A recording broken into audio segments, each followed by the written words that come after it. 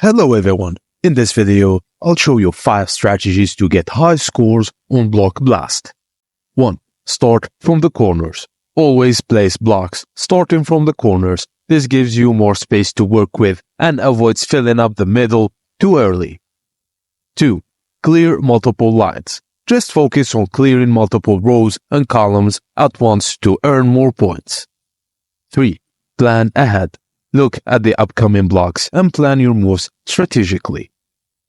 And 4. Leave space for the 3x3 square.